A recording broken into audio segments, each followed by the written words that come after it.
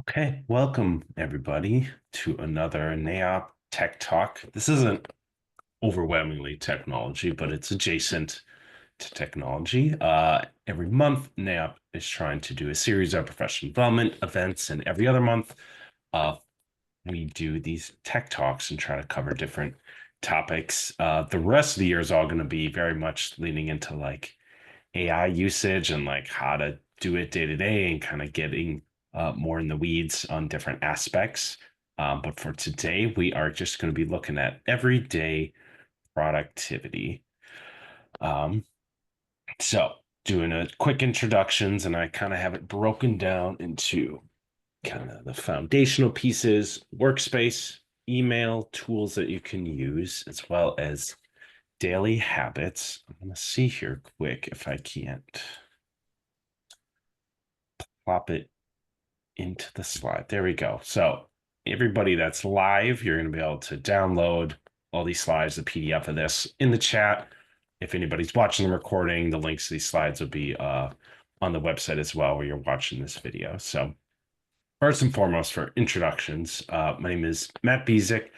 I am the executive director for the Oregon Trio Association. I've been in this role working for the state association since uh, September of 2021. Before that, I spent 6 years as Upper Bound and Talent Search advisor. And I am also the technology and communications chair for our region, serving on the board. So I help navigate the website and do a lot of our technology stuff at the conference.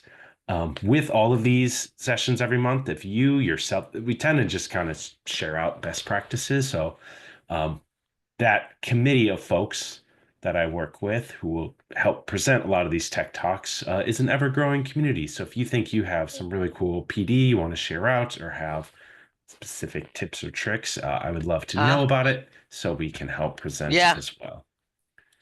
Um, I do my best to, as technology chair, show off my technology skills and navigate all the challenges that come with Zoom.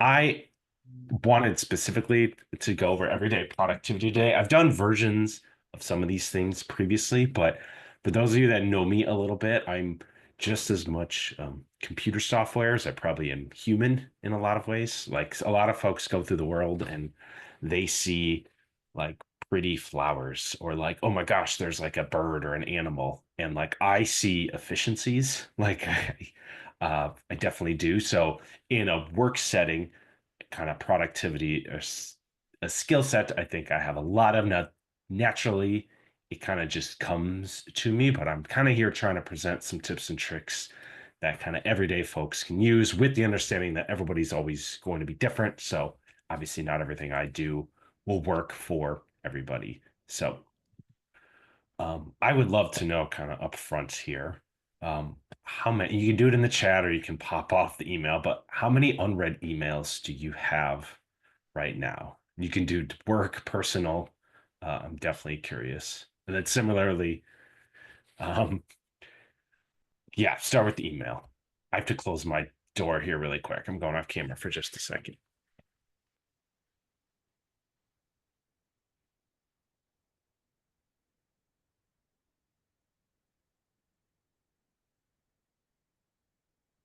Okay, look at, there's actually some zeros in here. That's great. The goal is to get it pretty close to zero in the unread. Um, Similarly, like beyond just emails are constantly coming in. I'm really curious too, with like how many pending like work tasks, unread notifications. You can reference those in there. But what I'm more curious by, because I know not everybody has responded here. I actually can't believe normally there's somebody out here that has like 1,000. Think you know who you are. You're just not putting it in the chat. But um, I'm more curious, and this definitely I would love. You can put a comment in the chat. You can come off mute. I'm curious as to why people like to, especially those who have a lot of unread, like why, what's your reasoning for it? Because I assume it's not always like, I just don't read my emails. That's probably not the case. So what are some of the reasons you like to just keep a lot of unread things in your email?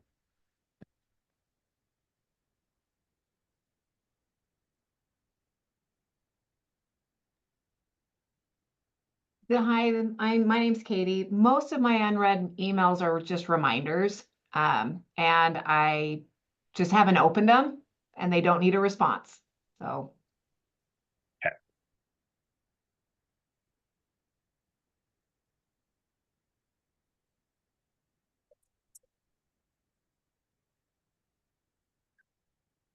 All right.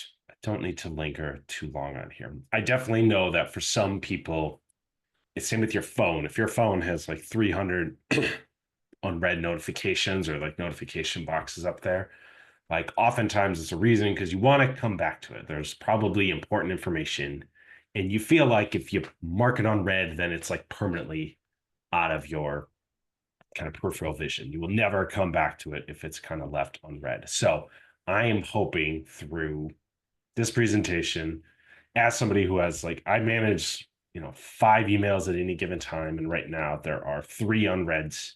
All of those are things that I just going to do tomorrow. My phone has 0 unread notifications, so I'm definitely the opposite kind of person. But I'm hoping to provide some tips and tricks that get you closer to that and get rid of some of the anxieties of like if I have a thing unread, I'm just going to forget about it permanently. So particularly when it comes to, I see way more like pending work tasks coming up in the chat.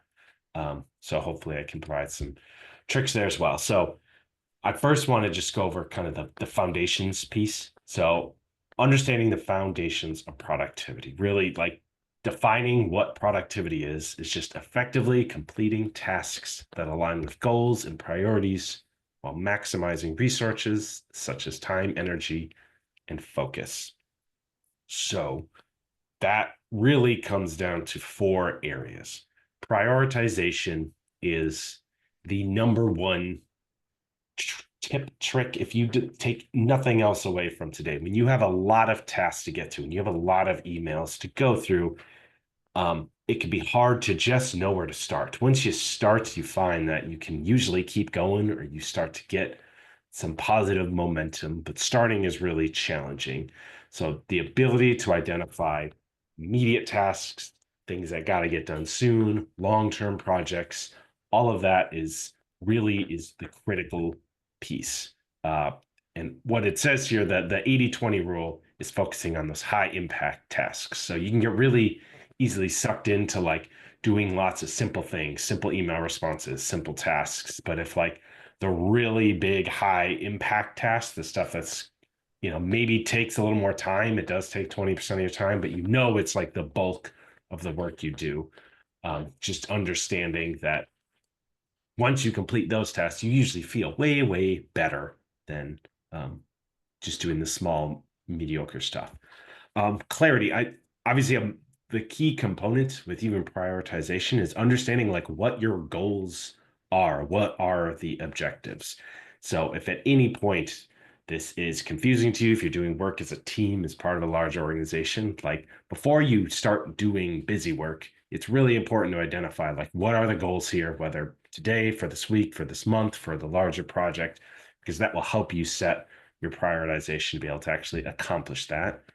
um, Focus. We're going to talk a little bit about like workspace stuff today, but like your ability to minimize distractions for some folks like myself that comes a little easier. Um, I tend to be a little more hyper focused, but for those folks who are a little more ADHD, like what can I do in my physical environment to both remove distractions and also give myself the natural breaks I need to be effective?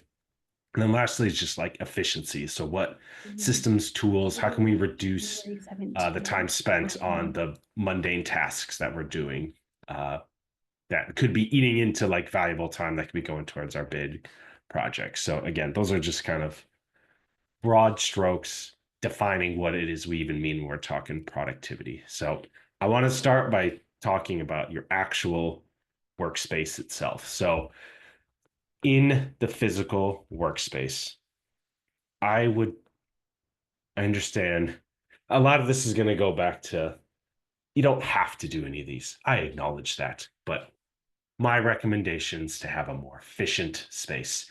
The one touch rule. So if you are like put stuff away, that's the quick way to say this. But when you're handling items, handle them only once, meaning put them where they go. Because if you use a thing, if you use your stapler and then just drop it in front of you in your keyboard, it's just kind of in the way. And you might need it again, like really soon, but you can just put it back wherever it goes. That goes for things for your whole office, your personal life. Like it takes a little more energy, a little more effort to put a thing like quote unquote away. But it will help declutter because you do that with 30 things and suddenly it can be very overwhelming. You wish you would have just put stuff kind of away when you first used it. So that's kind of considered the one touch rule when it comes to your physical space. I'd say purge regularly. Again, I'll acknowledge like some people that is like hard to purge things to get rid of things, but actually like schedule in weekly or monthly decluttering sessions, whether that's just your desk space, your whole workspace, your whole work office. Just make it like a fun little exercise or a break. Like actually add it to your calendar to just be like, you know what, does my shelf look obnoxious? Is my desk obnoxious? Do I have some drawer that's just kind of out of control and I don't even like opening? Like just give yourself time as part of like your actual job to go through and just declutter and purge stuff that you don't need. Similarly, creating zones. So this is more on like a big scale when it comes to your physical workspace. You can create specific areas for different activities. Not everything has to be like you're at your desk. So I know it frames here as like these are the areas I do work. This is the area where like storage and is these are like reference documents, but even like some of the work you do, maybe particularly those of you who like are on campuses are full of just lots of big gorgeous spaces and study areas. A lot of students are encouraged like find your study space, the place you go when you need to focus and just like get work done. Like you can do that even outside of your own little office if you have those big projects, the things that you cannot have distractions for, particularly if you have a laptop you can disconnect from. Like find that space where you're like, okay, I scheduled this hour, these 2 hours out of my day to work on an important thing. Like completely remove yourself from your day-to-day grind and be like, this is this is Matt's creative space. So I'm gonna go somewhere where like nobody, I mean, like tell people you're going there, don't entirely hide.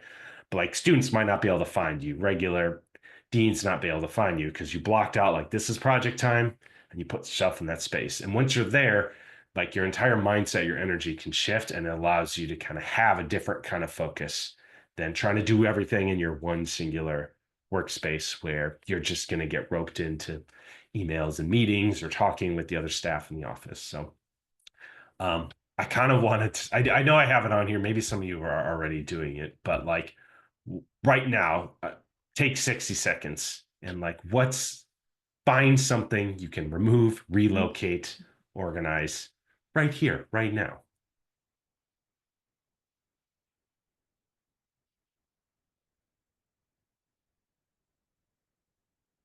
I'm gonna stay quiet outside of this for like an actual whole minute. I really do want you to just take a little time.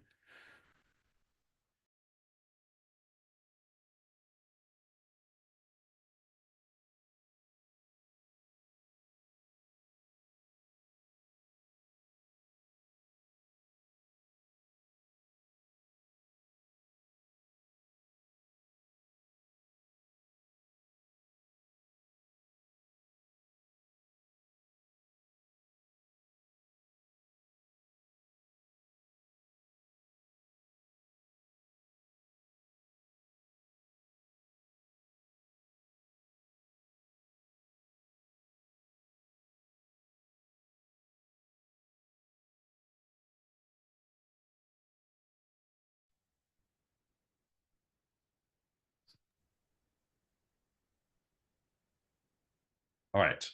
I am coming back in. But this exact kind of meeting here where you're kind of just passively listening and getting little nuggets out of it. I'm sure a lot of us have some of these meetings a lot where you don't even necessarily need to stay on camera or like be actively doing stuff. Hopefully, whatever you did just feels kind of good. And there are just things you meant to get to and you just didn't find the time to do. So just little moments like that hopefully can help you just declutter your space and just make sure that you're in like an optimal setting to get work done. Um, on the digital side, right? What is on your desktop? What windows you have open? The different browsers.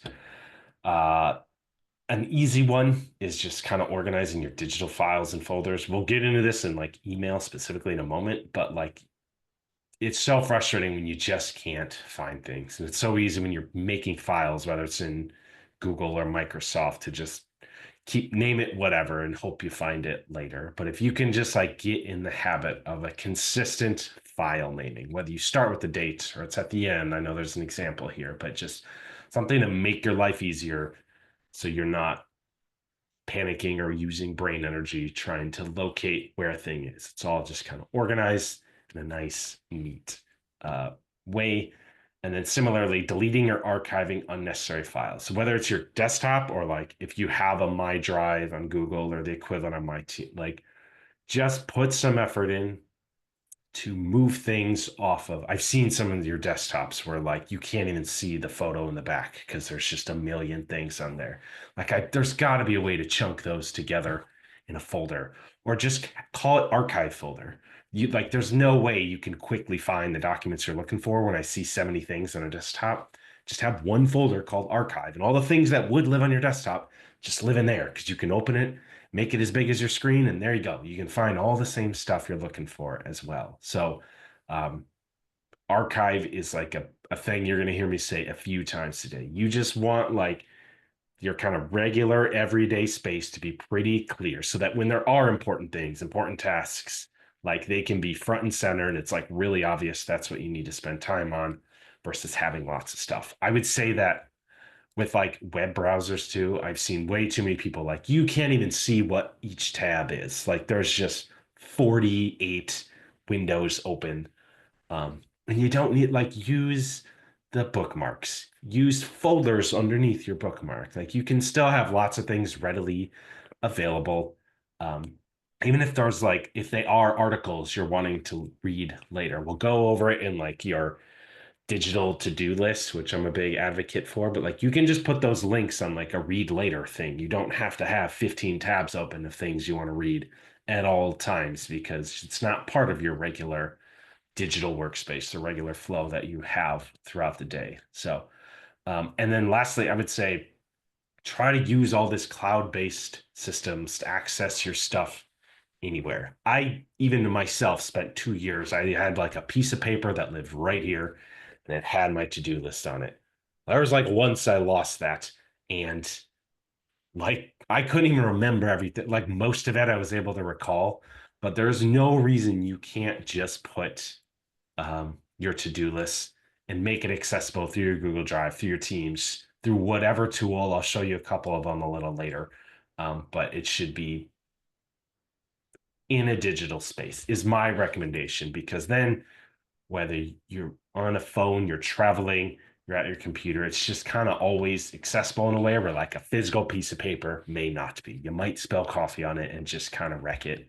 Um, and it's hard to organize because all you can do with a piece of paper is like cross things out, rewrite it to keep adding to the list. It removes some of your creativity in terms of how you can actually organize that to-do list.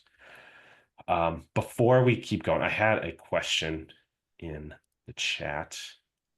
How do you actually make bookmarks? It's a great question. So I'm using like a Chrome, but anywhere on there, there should be options over here under bookmarks and lists. So at any point in time, any tab, any window I open, me being on Chrome, I can just say bookmark this tab. So like, let's just say,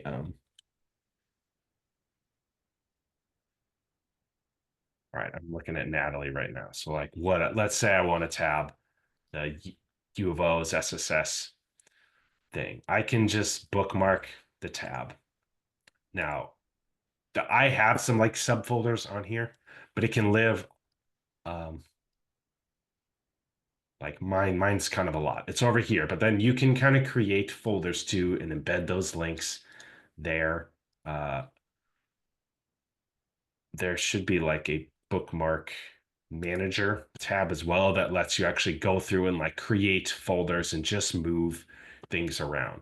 I kind of have a lot of bookmarks, but I have like a pretty big screen I'm working on. If I can't see all of them, like this little arrow thing here, um, I don't like that because if I have a thing bookmarked and it's buried, I might as well just like put it in folders. So I try to keep it like the most relevant stuff that is on there and just clean it up from time to time as well.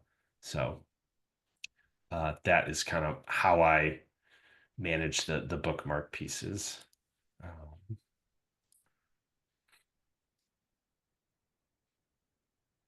Yeah, I think that switched. All right, the last thing. Well, I'm kind of curious. Um, Part of your workspace is kind of having some rituals to like gain focus again, or if you feel overwhelmed. So I'm curious if anybody has examples of activities they use for focusing, right? These are all tricks about physical space or digital, but sometimes you can get overwhelmed or gets cluttered and whatever that means, either in your head or physically. So are there any examples of activities or stuff that you all use to help kind of focus and center yourself back in there?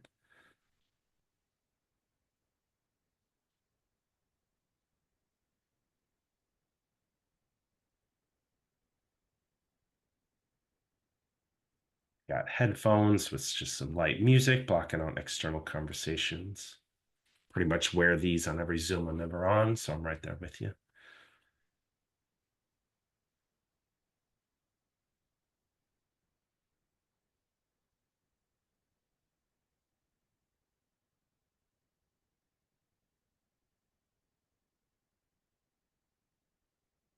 There you go. Just looking out a window, just walking around, like go fill a water bottle, go walk outside a little bit.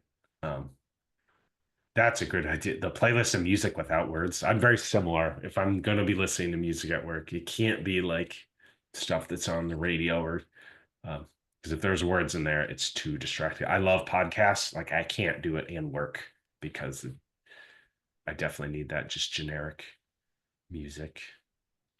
Okay. Um, Moving on here.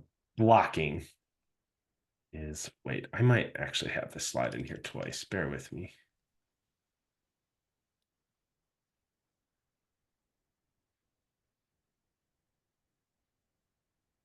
I do. Okay. I was like, I thought I'd move this elsewhere. I'm gonna jump specifically to email. This is a passion of mine. For the most part, it sounds like a lot of you here are pretty good with your emails, but I am adamant that your email inbox should be a productivity tool. It should not be this massive burden that you have. All right. There was a quick question I saw. Where do I find the web uh, recordings? All right. This may be framing wise, this may look kind of big. Um, this window is not standard. So on the NAEOP website, under events, there's this professional development series tab. Under that, you will see every single recording we've ever done as part of this. So there'll be a tech talk at the very top of this. There'll be a tech talk everyday productivity tab that lives up here. So with every single one of these, there's slides and just a YouTube video embedded in that. So anybody that wants to watch it later and watch the recording. Okay. Back to email. Um, Again, I want email to not be stressful, not be a place that just becomes this massive burden. And in order to do that, you need to be able to maximize the functions that your email provides to stay organized and avoid the weight of a big unmanaged inbox. And ideally, try to be a zero inbox champion. That's my goal. So, the biggest recommendation I can possibly make, and bear with me a second, I'm going to try to just pull up my actual email here and share screen to go over this with folks.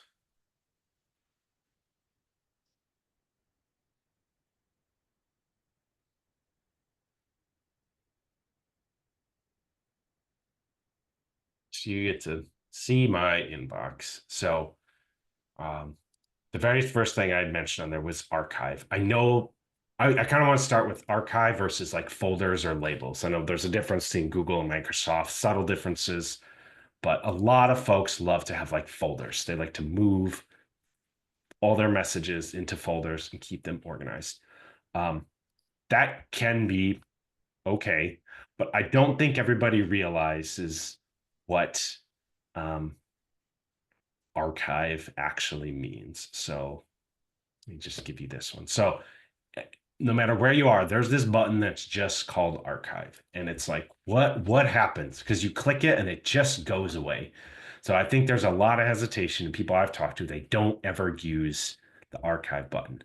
But I'm telling you, it saves so much time having to like file every single thing away because all it does is move it out of your inbox. It doesn't go anywhere. It is still saved forever until you maximize like whatever the storage is in your inbox. If you ever want to find it again, you can go to all mail and there's every single email like you've ever received, right? So with that specific one from Sherilyn, I can just find it again over here, or I can just search for it up here um, in this box and just move it right back to inbox if I wanted to. Okay. So it's right back in there. All archive does is just get it out of the inbox, but it's still saved forever. I prefer to just use the search feature if I'm trying to find old things. Now, if you're like, I want to be able to like reference certain kind of emails, or there's emails I would love to have that I need to read later. They're just a lot of you said some of the unread emails you have are because um, you need to read it. It's not that timely. You don't really need to. There's not a response needed, but you like need to take some time and read it. That is where I would maybe recommend having a folder of just like, hey, these are the things. I don't have time to read it now, but like it doesn't need to be in my inbox. I want my inbox to be like, these are the things I like need to still get to, or I haven't read that are timely, or it's a really big project. So if you want to create a folder, you want to create a label of just like read, and then once you've read it, you just archive it. So that folder doesn't get massively overburdened. I like to do so you see a couple of these have like the stars on it. These are all things that you can customize. So in your settings, and I know I'm in a Google, but Microsoft is not that different. There's this whole stars section.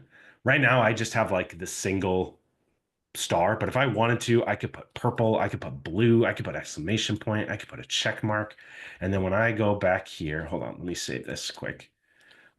If you want to make your own filing system, you don't even need the folders. You can just go through here and say, let's say that email from Sherilyn um, is a blue star or a green check, right? I can click through maybe in Microsoft, it lets you do a drop down. You can just like create other versions of what this stuff means. And then in this starred folder, you can look at specifically just the starred items. So maybe these are the things that like you have to reply back to.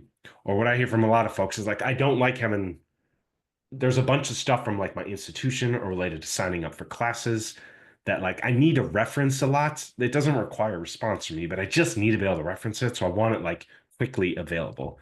That's where like using a star and having like different kind of labels um, allow you to like very quickly and easily be like, all right, all my blue stars are just things that relate to like students signing up for classes and just kind of general information that I can find very, very quickly. Even in the advanced search, I think you can like um, filter out specifically the different kind of stars in there. But what I'm trying to do is get stuff out of inbox and just find other creative ways to kind of organize it. That some are the to do, some are responding, some things are read later. And then at any point, it's just out of here. You still hit archive because you see this thing is still in my inbox. I can hit archive. It's out of the inbox. But then if I go to starred, it's still in there. So it's still really quick and easy to find, but it's out of your inbox. The idea is get things out of your inbox so that can be a petite little thing that allows you to be responsive. If you're on Microsoft, they even have the pins. So that's not something that Google has. Obviously, if you pin it, it just jumps to like the very top. So that is where those are the things that like I need to do today or things I need to get back to. Sometimes you can use pinning as a way to get there. But again, I would love to see the inbox cleared where you can maybe have that in a start or in like one singular label or folder. Otherwise, I really can't recommend enough finding ways to just archive as much information as possible.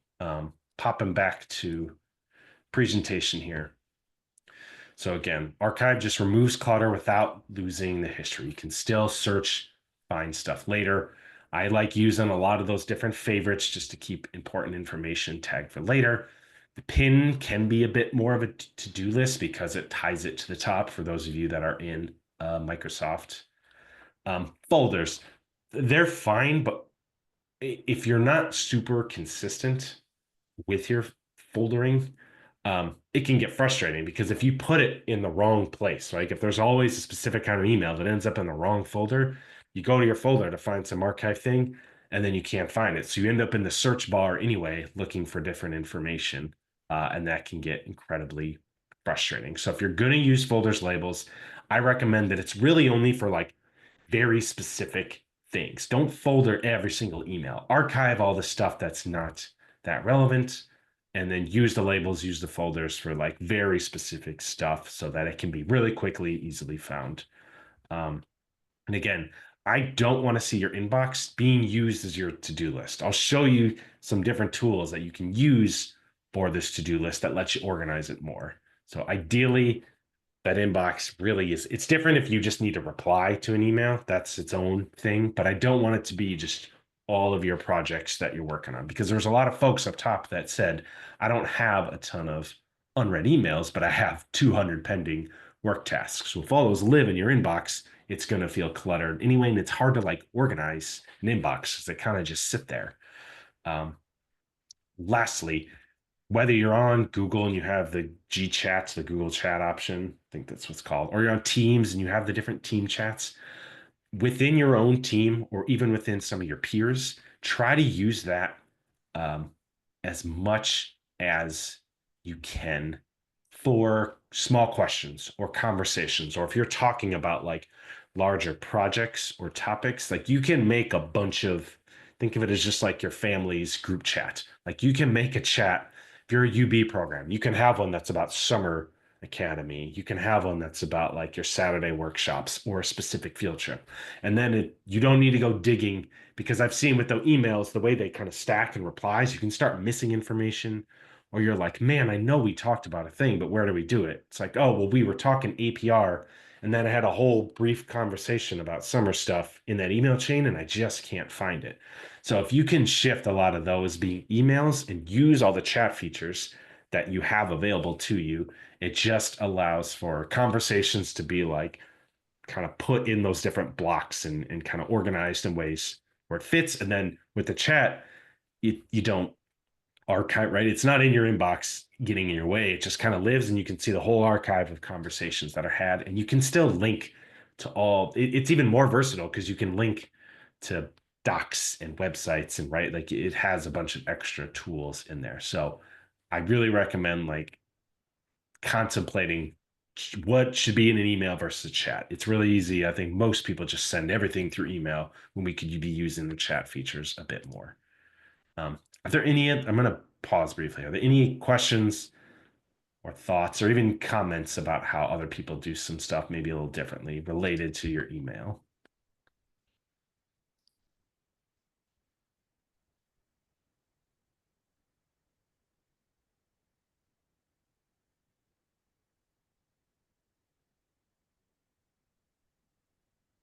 And people are thinking like, you saw me quickly pop into like those email settings area.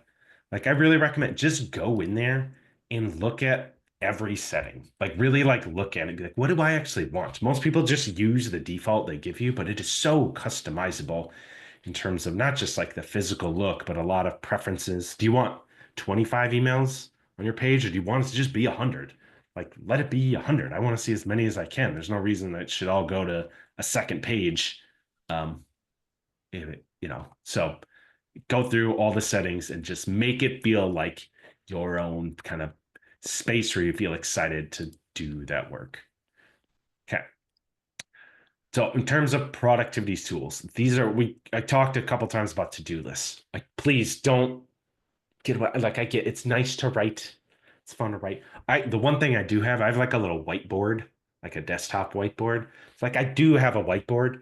This is meant for stuff I'm either gonna put on my to-do list later, virtually, or that I'm going to do today. So I still have a space I can write stuff down on, but try to get your to-do list virtually. What you see here are different ones. So I have just Microsoft and Google. They have entire apps that are built just to be a to-do list that can have a lot of customization and creativity and allow you to have like a lot more nuance, and it can archive it. Because what happens with like your paper to-do list when you're done and you're crossing it off, you like recycle it, then it's gone forever. Like, wouldn't it be nice to kind of have an archive of your to-do list? Trello, Asana, Monday. These are three ones that like maybe they have some free features, but a lot of these sometimes are even paid as well. These are like really comprehensive, customizable task boards, particularly in like a team setting where you can have multiple users, and it is super effective. I can show you just briefly. You'll get to see into my world a little bit.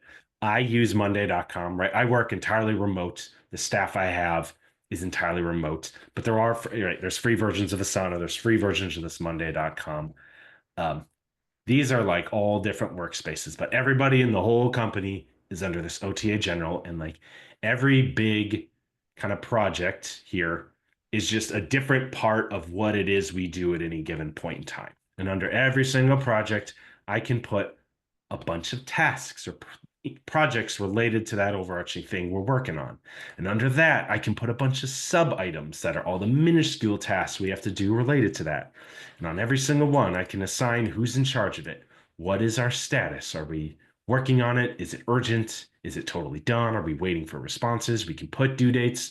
We can list timelines. We can add links. And then under every single note within here, we can go in and attach files, put a bunch, like, we can have entire chats that go on for months that relate to just like one single task related to one sub item. And it is just so beautifully organized. So I get, this is like a paid version I use with my team, but I also have my own version of that. Like, you can just have your own kind of to-do list using all of these softwares that are just like have way more tools and kind of fancy features than what you're just going to get on those basic Microsoft, Google products.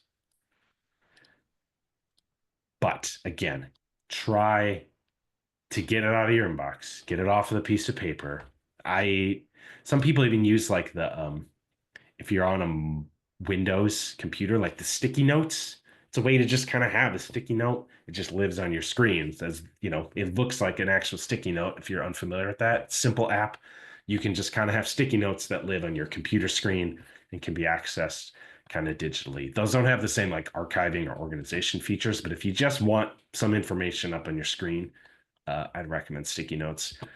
And then these are kind of other tools. A lot of them are a little like AI adjacent. Um, but they are things, these are ones that I have used before. Browse AI can be used to extract or monitor data from any website. So at our state level, we do a lot of professional development opportunities, but I also like to know, like, what is COE doing? They offer so much like awesome professional development. I would love to know when they add new things. So using Browse AI, I'm able to basically build like it's called like a robot or something, but you get like 50 free credits a month. So every single day, there's some AI thing that just looks at the professional development page for COE and tells me if anything has changed. If nothing has changed on their website, I don't see anything. But if they ever add anything new, I just get an email notification that says that website changed. And then I can go and look at it and see what like new features they added. But you can also do this. Let's say you're pre-college and you want to know if your universities ever add scholarships. Like, you can just have, and you can have that run only like once every 2 weeks, once a month, right? Because you only have like the 50 free credits, but you can have it kind of just the idea is like, what are some of the busy work tasks that I can just take out of my life? It'll just kind of check these websites for you and just tell you if something changed. Or alternatively, it can extract data. So if you're on a page, you're like, man, this would be awesome just to have in like a spreadsheet. Maybe you're on one of those big scholarship calendars where you're like, this is great. There's like 50 scholarships on here with due dates. But like, this isn't that usable. All I can really do is forward the link and they have to use this. I would love a spreadsheet version of this.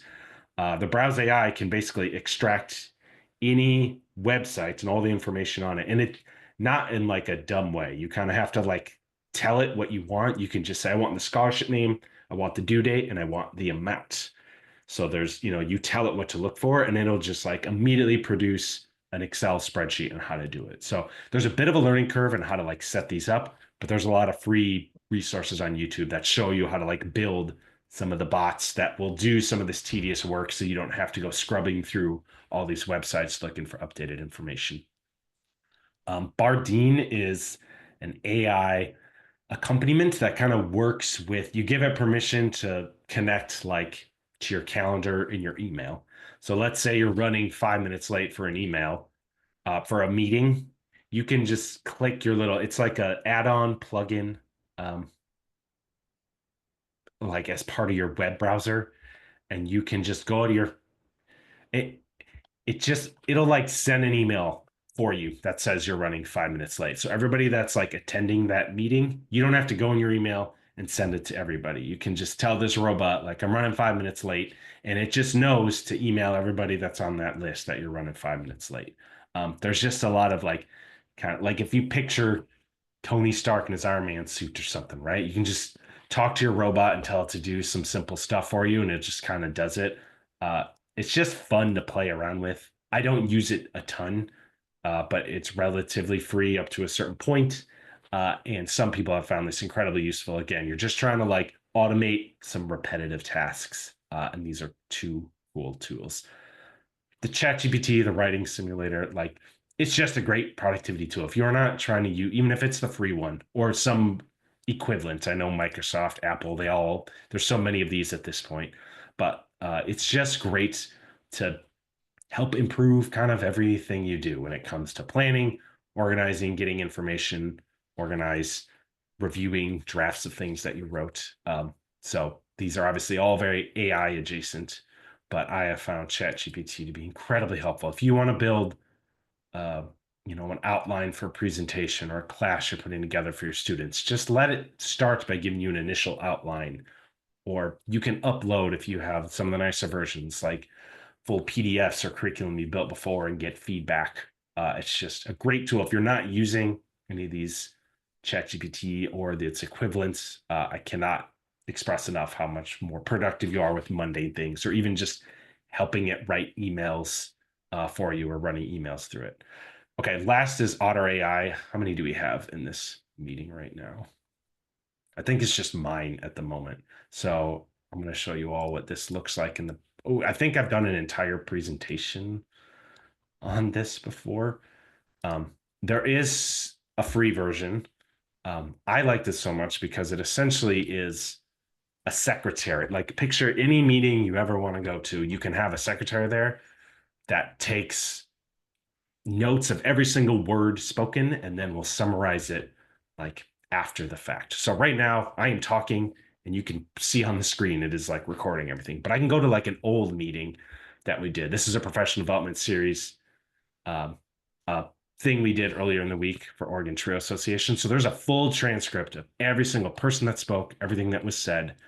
But then not only does it maintain the full transcript, it will also give you like an AI, like ChatGPT equivalent tool summary of like, this is what was talked about in the meeting. And these are some of the action items I think came out of that meeting. And then I can go in here and actually like ask it questions about the meeting. So on the free one, it only saves it for so long. You only get so many minutes of use. But for like $120 a year, I have like 1,200 minutes every month of meetings I can record, and it's stored forever. So if you like, man, we had like a great conversation 6 months ago about something, you can just go back in here and either read the transcript or just ask it questions related to like a specific event that you were talking about and different ideas that you had around that. Um, so I love it as just like a way to uh, archive all of these Zoom meetings. And I can send it to meetings that I don't actually go to. So if there are meetings you don't have to be at, or honestly, even this, right? Like if you're like, I want this information from Matt, but I would love to read like a 500 word summary, then listen to him jabber for like an hour. You could send your AI to come to this, it'll record everything and give you a summary of like all the tips and tricks I get out of this instead of actually having to be there or even watch the recording. So I have liked to use it. Um, in that sense from time to time. Okay. Um, Daily habits. So these are more just down to earth, like practical everyday productivity. So I love to start with small wins. So small wins are just small manageable tasks or actions that create momentum for bigger tasks. Science has even shown that completing small tasks will release dopamine, which increases motivation and reinforces productive behavior. So if you have those big things you need to start to tackle, you need to carve out time to do that. You can't get it done until you start it. But before you start that, it can be helpful to maybe do some Monday stuff or clean up your desk or just read all of your emails that came in last night when you start in the morning and just feel like you're making some progress at least. So don't be afraid of like small, little, simple tasks that can be quickly and easily accomplished. Also, if other people are waiting on you, or you have students or your coworkers who need you to do a thing that takes 30 seconds, if you put it off for 4 days, that gets really annoying. So I highly recommend if you can identify just those small little wins, it makes all your coworkers really happy to know that they're not waiting on you for to just do the smallest of little tasks that require your attention. Um, Daily rituals. So finding morning rituals, uh, whether that's, spend 5 minutes, just identify top priorities. So I kind of started this talking about prioritization. Like every single day, I know it's tempting to jump into your email or jump into a thing, but like kind of map out your day in your mind and just go, all right, these are the things I would love to accomplish and get done on any given day. Do the midday reset. Hopefully you take breaks and utilize lunchtime, but like find time to do whatever it is to kind of reset or give yourself kind of the stamina to make it through the whole day. And then evening preparation. I do think it's important to not just like work to the last second and you just like log off and run out the door and speed home. And then you get on to all the millions of things you have to do there as well. Like almost give yourself a little time, just clean your workspace, organize some things, and just make sure that when you come in for the next day, it's kind of feels good and not like a chaotic space you're jumping right back into. Batching and time blocking. So I'm a huge advocate for allocating specific time slots for focus work on your tasks, particularly for those who are more procrastinators and find that they can't get to those 200 things that are on their to-do list. Like even if they're 10-minute time slots, half-hour time slots, like block out time for project work or to just check on email, particularly those of you who have students or that fill your calendar with a lot of time. If you're in high schools, I know it's a little harder because they'll just pop in and out, but you also have some control of physically where you are as well. That's why I said it can be helpful to even have a different workspace at times and just give yourself time to knock out projects. Also, batching tasks. So just grouping similar things together into those designated time blocks, which just kind of reduces your brain's need to like switch and be all over the place, right? Just like do kind of like-minded similar tasks all at one time while you have some momentum and you're, benefiting from those dopamine releases. Um, you have to like plan to organize if it doesn't happen naturally. If you are a procrastinator, if you're not a naturally organized person, it's not just going to happen overnight. Like there's no way. You have to like force yourself to do it. And the only way to force yourself to do it is like make that block of time in your calendar, make it look like a student meeting or some important meeting where your brain has to just shift and be like, no, we are doing this stuff here and now. And then reflection. So I do think it's important to just give yourself time to actually not just get so busy doing the task that we're asking ourselves, like, why, and reflecting on it. So it helps us identify uh, what actually worked and what didn't and what needs adjustments. We can learn from mistakes and successes. It helps build self awareness and strengthens the habit of just continuous improvement in all the work that we're doing. And as part of that, I know the previous page we talked about evening preparation, having just those brief internal end of day reviews and asking yourself, like, what did I accomplish today? What challenges did I face? Like, what can I do to get over those tomorrow? What are those tasks that I need to prioritize for myself tomorrow? And then actually setting up for tomorrow. So, again, organizing your workspace, maybe even just writing down those top priorities when you come in. there. Like if you want to write anything, put that on your whiteboard or like one post-it note or have that on whatever your to-do list. Just put those top 3 things I'm getting done tomorrow right in front of your face. Uh, and then this is kind of blocked here, but I love scheduling. Like I try to put nothing between 8 and 9 in the morning. So I just have time right away to just like get on top of the email or do that prioritization and do some of that work. Um, and I think one of my like true super, I sometimes call it a superpower because I can be a hyper focused person. When you're doing prioritization, you may say, these are the 3 things that have to get done today. And maybe you finish them by 10. That's great. I assume your list is also consists of like, these are things I really should do soon. When you're done with your top 3, like, don't then just take the rest of the day off. Like, move on to those next items. And if you do that, maybe a few days in a row, suddenly you might get to a place where you go, wow, my to-do list consists of like really nothing that has to get done in the next 2 weeks. But there's probably those 30 projects you're like, man, I would love to get to those things. But like they're not really that timely, but it'd be great to do that. Like prioritization is great for getting the essential things done, but once you are ahead of schedule and accomplished, having the like determination to keep pushing forward and be like, okay, I understand this is a thing that is a month away from now. Maybe I need to like put together a meeting agenda for our next staff monthly meeting. We just had it 3 days ago, but like, hey, I'm not like behind on anything. There's nothing urgent in front of me. What if I just took 5 minutes and did that task now? I know there may be things I will need to fill in the day before the meeting, but if I could at least copy the old one, take some of the stuff out I know isn't going to be there, look at last year's meeting. What do we normally talk about in January? Plug some of those things in. If you get that done now, the day before, maybe there's like a massive urgent task that has come up and you can't normally put the amount of time you would like to into building that agenda. Well, now you don't need to because you did it a month ahead of time. So I am like nuts about this.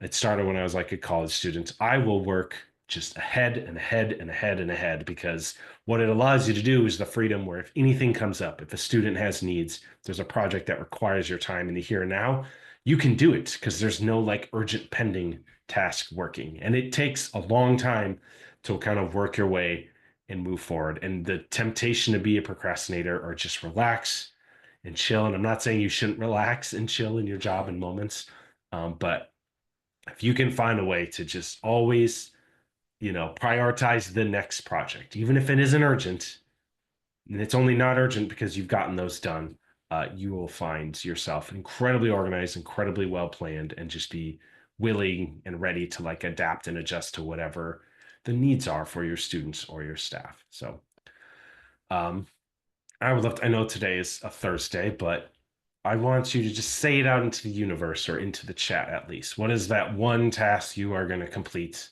by the end of the week that maybe has been nagging at you?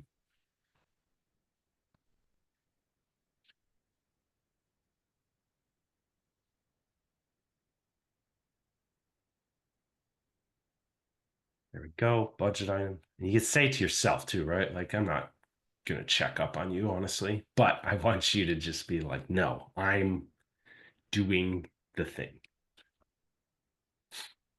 Okay. Love it. Um, are there any questions? Right. A lot of this is my tips and tricks and doing some research on this stuff, but everybody is very much different. And I know I'm like very much a certain kind of person when it comes to organization and productivity. So I am curious, those folks who are more ADHD brain and have challenging focusing, like, are there any tips and tricks or recommendations you all have that help you be at your best every day and manage a lot of the chaos? I definitely work out at lunch.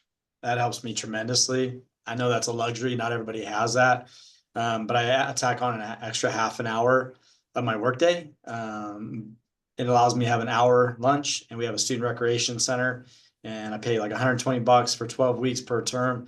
And I get over there for an hour, and I exercise, and it's helped my mental health and my positivity and my work production like through the roof. Because it used to be to where I just work to lunch, eat, and then it kind of be like a drag, to be honest with you, for the rest of the afternoon. When I go work out, listen to my music, get my blood flowing, and then come back out here, I just like feel totally re-energized, and the whole rest of my time, it just like flies by. I'm like, holy cow, it's already 4 o'clock, it's already 5 o'clock, and then I'm out of here. It's been a total game changer.